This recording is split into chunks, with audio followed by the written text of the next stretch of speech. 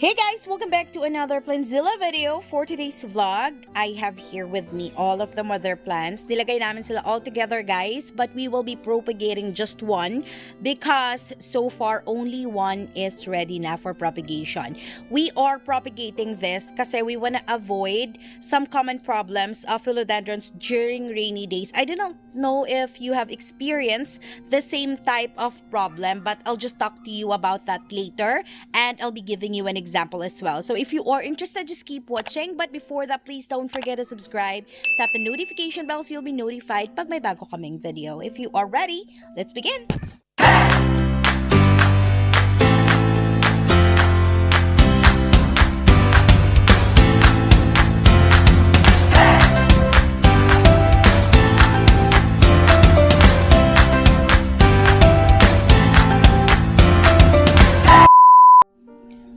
That's where we will be propagating guys, but as of this time, sobrang init pa talaga, so hindi pa kaya.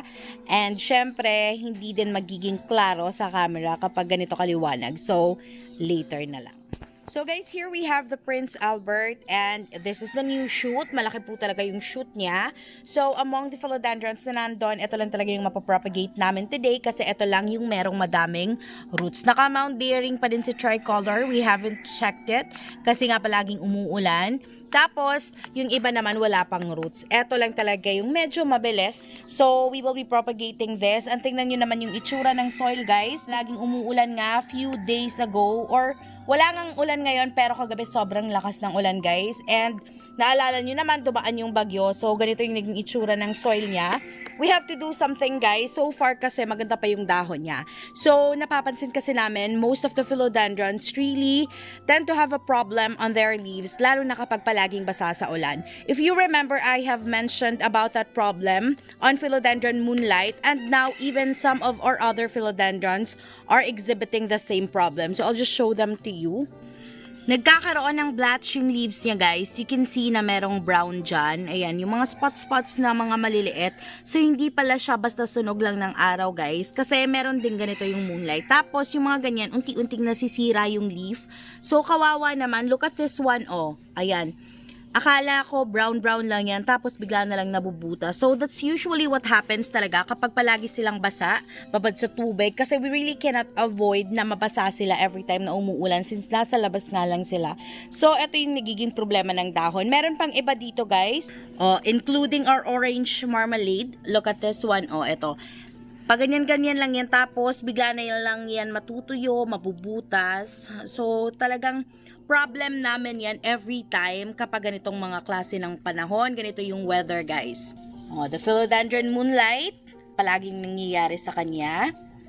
Tapos, even our royal queen, ganun yung nangyayari, guys. So, same problem yung pinapakita ng mga philodendrons namin dito. That's why ipopropagate namin yung Prince Albert guys para maiwasan na namin yung same problem sa kanya. Kasi baka abutan din naman na magkaganon yung dahon niya. So instead of having it na okay pang tingnan yung leaves, baka magkabutas-butas siya and we wanna avoid that. Medyo ano lang siya ngayon, sobrang soft lang niya. Hugutan siguro ngayon kasi nga basa yung soil niya. Unlike those days na mainit palagi, so mahirap siyang i-uproot ng ganyan. Mother plant pa naman siya guys. So expected na madaming roots dyan sa ilalim. So ayan siya.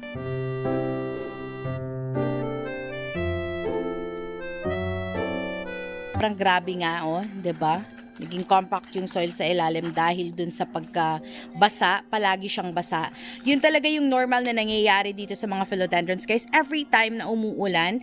And napakita ko naman dun sa isang video namin, hindi nga lang na-record yung audio, pero ano yun guys, nagkakaproblema din yung iba kasi merong mga ini-infest kapag palagi silang nababasa sa ulan. Meron iba nagro-root rot.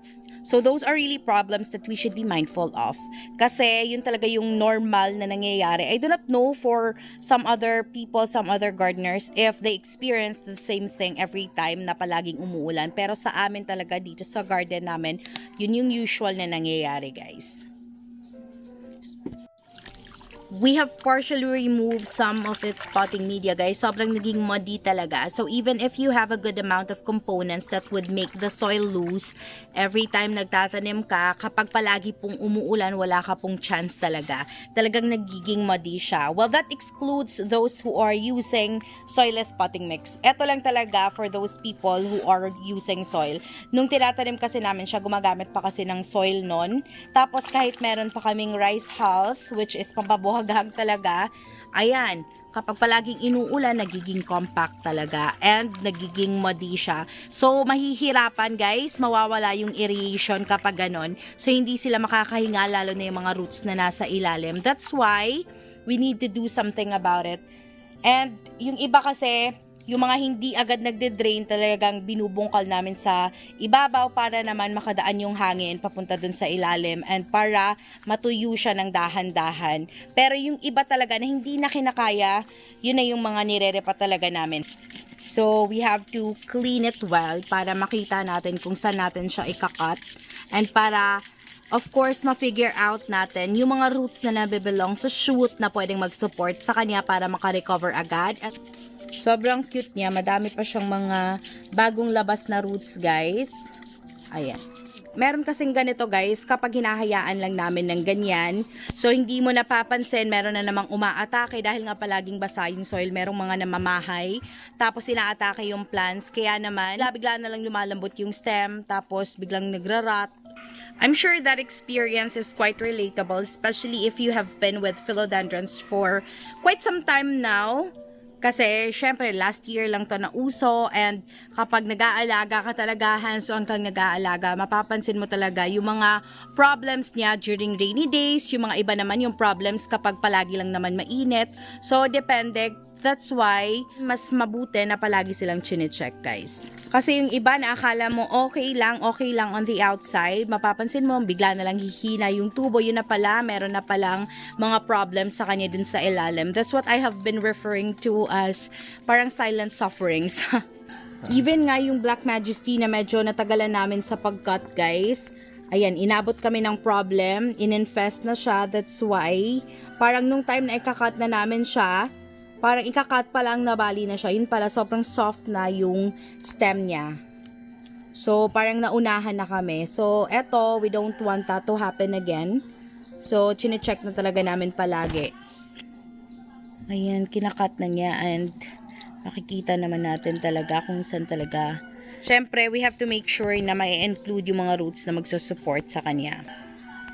The more the better, guys. Alam naman natin yon. At least 3 lang talaga. Pero, mas maganda kung mas marami. Kasi mas mabilis yung recovery niya. And mas mabilis talaga siyang tutubo.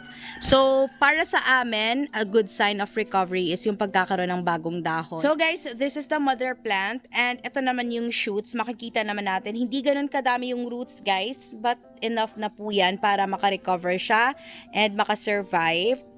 So, sobrang okay na yan to start on its own. So, it's time to plant it. Since our shoot is quite ready, we already have the potting mix here. And na-explain naman namin sa inyo kung ano yung ginagamit namin. But for those who are new in our channel, ayun, gumagamit po kami ng cocoa chips. So, we are calling it chips kasi maliliit siya and hindi din siya cubes. Tapos, meron kaming mga acacia leaves. And we have the composted rice hulls plus some of the carbonized rice hulls, guys. So, ayan, makikita nyo. Yan yung itsura, yung closer look ng potting media na gamit namin. And we already have the shoot ready. So, etong pot na gagamitin namin is hindi naman kalakihan. So, syempre, enough lang dun sa size ng philodendron na itatanim namin. We already have the coconut fiber dyan sa pinakailalim. Kasi, syempre, na-explain ko naman, it easily drains the water.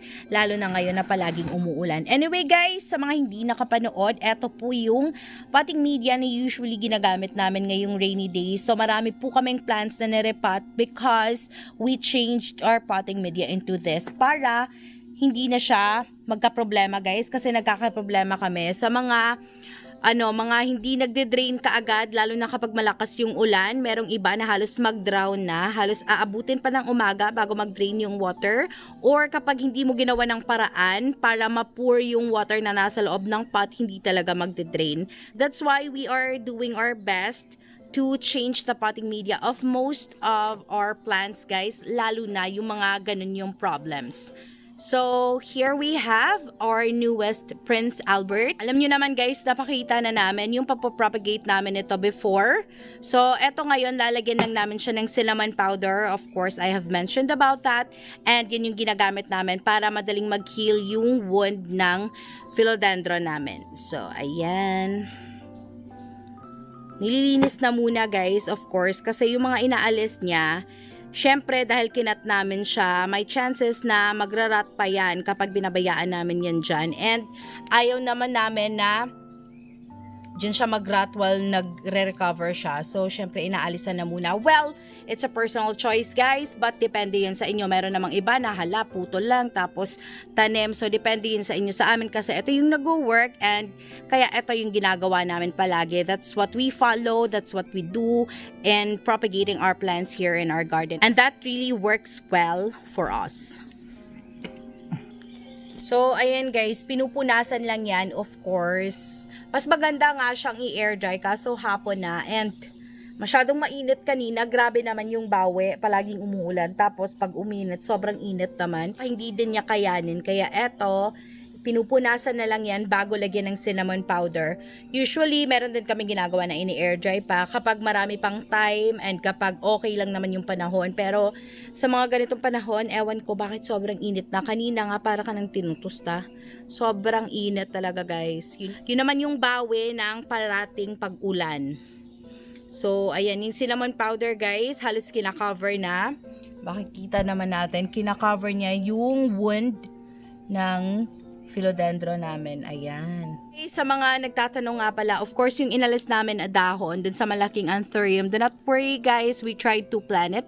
So, nakatanim po sila, pero hindi kami sure kung magsusurvive pa. Tinanim pa din namin, lalo na yung dahon na meron ng root. Kasi I've seen a lot of people propagating their anthuriums that way, na inaano talaga, dinedivide by leaf, tapos minimake sure lang na merong root per leaf guys para makapag-survive siya. So I have seen that for so many times dun sa mga anthurium ginmanii or yung mga cardboard guys. Meron ako mga nakikitang nakatanim na ang ganong paraan yung pagkakatanim or yung pagkakapropagate, and still it managed to survive. So hoping din kami na baka mag-survive din yon. Pero kahit yung walang root guys, tinanim na lang din namin kasi sayang din naman yung na-prune namin na leaf. So, i-update ko din kayo kung ano yung mangyayari. Pero, thank you sa mga nagko-comment na mas maganda din na itanim yon kasi pwede din yung mabuhay. Yes po, we do believe in that as well. Kaya, nakatanim na po siya ngayon. Hindi na lang namin na-film kasi after nung naripat na talaga namin doon sa malaking pot, ayan, inedit ko pa siya. Tapos, siya tinatapos niya. Syempre, yung pinaka-base, hinanapan pa niya ng place kung saan ilalagay and tinanim niya yung merong mga dahon. So, ayan, lalagay na natin siya. Siyempre, hindi bagong pot. Alam niyo naman, recycling is life. Tapos, eto siya ngayon. And yung mga leaf niya, guys, eventually, when they grow older, nagiging green na talaga. Pero sa ngayon, na medyo bagong labas, mga bagong leaves lang to, medyo mapula-pula sila. Ayan. Yung pinakalikod kasi niya, medyo pula talaga. So, ayan. Tamang-tama lang siguro yung dami ng potting media na na-prepare namin para dito. So, ayan. Siyempre, pupunuin lang natin yan or up until the edge before we reach the edge of the pot.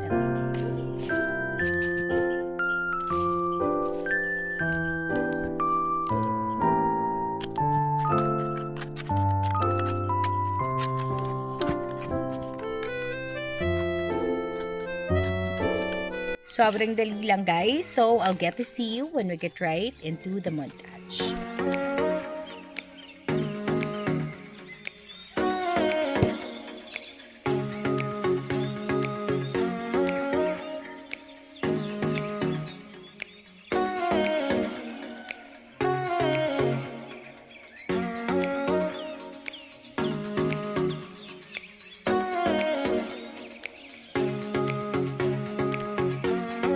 So guys, that is pretty much it. Thank you so much for making it till the end of this video. It has been Maria, the voice of PLANTZILLA BHL. If you haven't subscribed, please click the subscribe button. Pakitap na din po yung bell icon so you'll be notified pag may bago kaming video. Thank you so much for watching. Bye!